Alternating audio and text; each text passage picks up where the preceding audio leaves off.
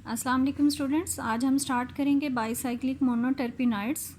Bicyclic नाम से ही पता चल रहा है कि इसमें 2 रिंग्स आपके पास होंगे और मोनोटर्पिनाइड्स मीन C10 ही आपके पास इसमें होगा। बाईसाइक्लिक मोनोटर्पिनाइड्स की आप देख रहे हैं कि 3 क्लासेस आपको दी गई हैं। It may be 6+3 membered, 6+4 membered and 6+5 membered ring जो है वो आपके पास हो सकता है। इसमें तमाम एग्जांपल्स आपको करने की ज़रूरत नहीं है, just one example from each class जो है वो उसका स्ट्रक्चर आप देख लीजिए। तो 6+3, 6+4 और 6+5 मेंबर्ड रिंग जो है वो आपके पास पॉसिबल हैं। इट मीन्स जितने भी आपके पास बाईसाइक्लिक मोनोटर्पिनाइड्स हैं उसमें एक रिंग तो आपका 6 मेंबर्ड ही होगा और सेकंड रिंग जो है वो आपका 3 मेंबर्ड, 4 मेंबर्ड और 5 मेंबर्ड जो है वो हो सकता है। जो फर्स्ट कंपाउंड हम स्टडी करेंगे बाईसाइक्लिक मोनोटर्पिनाइड में वो हमारे पास अल्फ़ा पाइनीन है। आपके नोट्स में पेज नंबर 401 पर जो है वो ये दिया गया है। अल्फ़ा पाइनीन की जब स्ट्रक्चर देखते हैं हम या इसकी सबसे पहले अकरेंस देख लें तो ये पॉजिटिव और नेगेटिव फॉर्म्स में जो है वो टर्पेंटाइनॉल्स में प्रेजेंट है और positive and negative forms mean के डेक्स्ट्रो और लीवर रोटेटरी फॉर्म्स में जो है ये अवेलेबल है। उसके बाद आ जाती है इसकी स्ट्रक्चर डिटर्मिनेशन। स्ट्रक्चर डिटर्मिनेशन में आप देख रहे हैं कि इसमें 2 मेथड्स रिपोर्टेड हैं, method number 1 and method number 2। ये 2 मेथड इसलिए दिए गए हैं क्योंकि एक मेथड इसमें एक रिंग की जो है वो कंफर्मेशन कर रहा है और दूसरा मेथड इसमें सेकंड रिंग की कंफर्मेशन जो है वो कर रहा है। तो इसमें आपको दोनों मेथड्स में एक एक रिंग की कंफर्मेशन जो है वो मिलेगी। सबसे पहले हम स्ट्रक्चर इलूसिडेशन की तरफ आते हैं तो स्टार्ट में हम इसका मॉलिक्यूलर फार्मूला जो है वो फाइंड आउट करेंगे। अल्फ़ा पाइनीन है जिसका मॉलिक्यूलर फार्मूला C10H16 आपको दिया गया है। सबसे पहले इसकी ब्रोमिनेशन करवाएगी और ब्रोमिनेशन पे इसने डाई ब्रोमो प्रोडक्ट प्रोड्यूस की which indicated that it contains 1 carbon carbon double bond. चूँकि ये एक हाइड्रोकार्बन है, इसमें और कोई फंक्शनल ग्रुप या कोई और एलिमेंट प्रेजेंट नहीं है। जैसे ही carbon carbon double bond confirm हो जाएंगे तो आप इसके पेरेंट हाइड्रोकार्बन का, सैचुरेटेड पेरेंट हाइड्रोकार्बन का फार्मूला डिराइव कर सकते हैं। C10H16 इसमें ऑलरेडी प्रेजेंट हैं। 2 हाइड्रोजन आप इसमें ऐड करेंगे for single double bond which is present in this compound, तो आपके पास इसके पेरेंट हाइड्रोकार्बन का फार्मूला बनेगा C10H18। 10 indicates that it is a monoterpenoid. और जब आप इसको जनरल फार्मूला के साथ रिलेट करेंगे तो इसका जनरल फार्मूला देखिए CnH2n-2 बनेगा, क्योंकि अगर C10 है तो H2n का मतलब 20 होने चाहिए, जबकि इसमें 18 है इसलिए हमें यहाँ पर -2 लिखना पड़ा। So this general formula it relates to the bicyclic compounds. इससे पता चल गया कि अल्फ़ा पाइनीन जो है वो आपका एक बाईसाइक्लिक मोनोटर्पिनाइड है। अब यहाँ पर सिर्फ क्लास तो कंफर्म हो गई, बाकी कार्बन स्केलेटन इसका कंफर्म करना था। उसके लिए देखिए कि अल्फ़ा पाइनीन जो है उसको नाइट्रोसाइल क्लोराइड के साथ रिएक्ट करवाया गया और इससे हमारे पास अल्फ़ा पाइनीन का नाइट्रोसो क्लोराइड बना, प्लस उसके साथ कुछ बाई प्रोडक्ट्स जो हैं वो इसमें जनरेट हुई। ये जो बाई प्रोडक्ट्स इसमें बनी उनकी स्टीम डिस्टिलेशन की गई और उससे हमारे पास एक कंपाउंड बना दैट वाज पाइनोल। उस पाइनोल का मॉलिक्यूलर फार्मूला आइडेंटिफाई किया गया एज C10H16O, लेकिन उसका स्ट्रक्चर जो था वो स्टिल अननोन था। उसके स्ट्रक्चर के बारे में इंफॉर्मेशन लेने के लिए उसके कुछ रिएक्शंस परफॉर्म करवाए गए। पाइनोल की ब्रोमिनेशन की गई तो उससे हमारे पास पाइनोल डाईब्रोमाइड बना। ये जो पाइनोल डाईब्रोमाइड हमारे पास बना है इससे एक चीज़ पता चल गई कि इसमें डाईब्रोमाइड मीन्स कि it contains 1 carbon carbon double bond.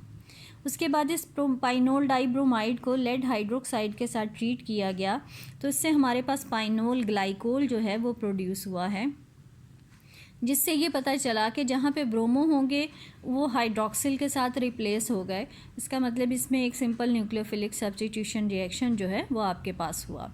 Then इसकी जो है वो ऑक्सीडेशन करवाई गई पाइनोल ग्लाइकोल की और पाइनोल ग्लाइकोल ने ऑक्सीडेशन पे टर्पेनिलिक एसिड जो है वो जनरेट किया। टर्पेनिलिक एसिड का स्ट्रक्चर जो है वो हम ऑलरेडी कर चुके हैं पहले ही। आप इसको इस तरह से लिख लीजिए या फिर आपके इस अल्फ़ा पाइनीन में टर्पेनिलिक एसिड को इस तरह से रिप्रेजेंट किया गया है। दोनों एक ही फॉर्म्स हैं, एक ही कंपाउंड की डिफरेंट फॉर्म्स में राइटिंग की गई है। आप इसमें देखिए कि ये CH3CH यहाँ पर आपके पास आ गया through oxygen C double bond O और आगे फिर CH2 और फिर आपके पास CH है। तो आप देखें through oxygen C double bond O CH, आगे CH के साथ फिर ये मिथाइल के साथ अटैच है और इस CH2 के बाद जो कार्बन है आपके पास उसके साथ आप देखें साइड चेन में CH2 COOH आपके पास लिंक अप हुआ है। सो आप इस तरह से लिख लें या इस तरह से लिख लें, दोनों ही टर्पेनोइक एसिड के फार्मूलाज हैं हमारे पास।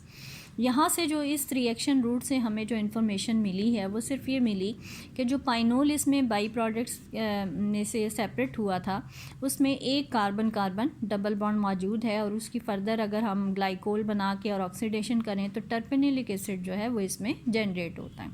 लेकिन स्टिल पाइनोल के इस कार्बन स्केलेटन या उसके स्ट्रक्चर के बारे में मज़ीद इन्फॉर्मेशन इस रूट से जो है वो हमें नहीं मिली।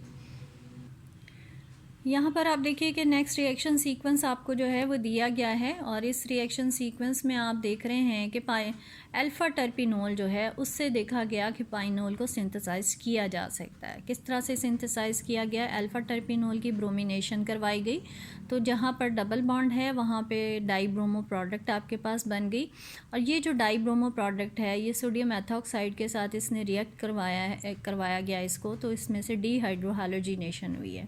अब यहाँ पर आप देखें कि 2 डीहाइड्रोहालोजिनेशंस जो हैं वो हुई हैं आपके पास। एक आपके पास यहाँ से हाइड्रोजन और ये हैलोजन निकला और यहाँ पे carbon carbon double bond generate हो गया। दूसरा ये आप देख रहे हैं कि नेक्स्ट प्रोडक्ट में जो है वो इसको मेंशन किया गया है।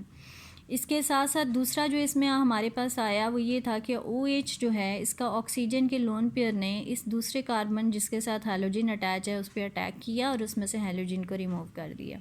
जैसे Br नेगेटिव इसमें से सेपरेट हुआ उसने इसकी हाइड्रोजन को अपने साथ अटैच कर लिया ताकि ऑक्सीजन को उसका लोन पेयर वापस मिल जाए।